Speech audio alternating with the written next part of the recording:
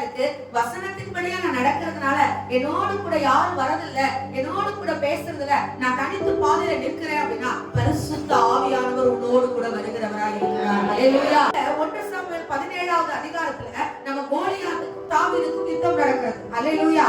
ஆனா 1 சாமுவேல் 16வது அதிகாரம் 13வது வசனத்துல நம்ம வாசிக்கிறோம், கர்த்தர் அவனை அபிஷேகம் பண்ணுகிறார், கர்த்தருடைய ஆவியானவர் அவன் மீது கூட யாரும் ஒரு குணமா இருக்க முடியாது.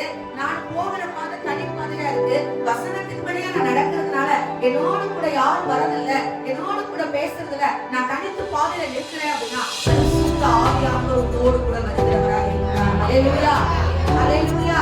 பெலிஸ்தியர் எவ்வளவு பெரிய பாளையத்துல இறங்கினாலும் கூட, எவ்வளவு பெரிய மனுஷர்களோடு இறங்கினாலும் கூட, நீ தனி மனிதனாக இருந்தால் ஆவியானவருடைய பலத்தோடு உன்னால என்ன செய்ய முடியும்னா இந்த யுத்தத்துல வெற்றி காண முடியும். அல்லேலூயா. தாவீது யுத்த களத்திலே நின்றார். அல்லேலூயா. நானும் யுத்த களத்துல நிற்கிறேன். அல்லேலூயா. என்னால ஜெயிக்க முடியுமா? முடியும். ஏன்னா என் கூட யார் இருக்கிறா? பரிசுத்த ஆவியானவர். அல்லேலூயா. கர்த்தர். அல்லேலூயா. வார்த்தை. அல்லேலூயா. இந்த உலகத்துல எப்படிப்பட்ட ஜாம்பவான்கள் எனக்கு எதிராக கிரியை செய்தாலும் கூட, செய்வனை மந்தனம் பிள்ளை சூன்ய ஏவல் எடுத்து எல்லா காரியங்களும் வந்தாலும் கூட, கோலியாத் போன்ற அசைக்க முடியாத காரியங்களை வாழ்க்கையில வந்தாலும் கூட கர்த்தர் ஜெயத்தை எனக்கு ஒரு யுத்த களத்துல நிற்கும்.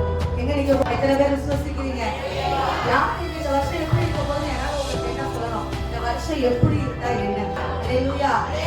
ஆவியானவர் இல்லைன்னா விடுதலை இல்ல, ஆவியானவர் இல்லைன்னா ஜெயம் இல்ல, ஆவியானவர் இல்லைன்னா நன்மை நடக்காது, ஆவியானவர் இல்லைன்னா யுத்த களத்துல தோற்று போய் நம்ம வந்துடுவோம்.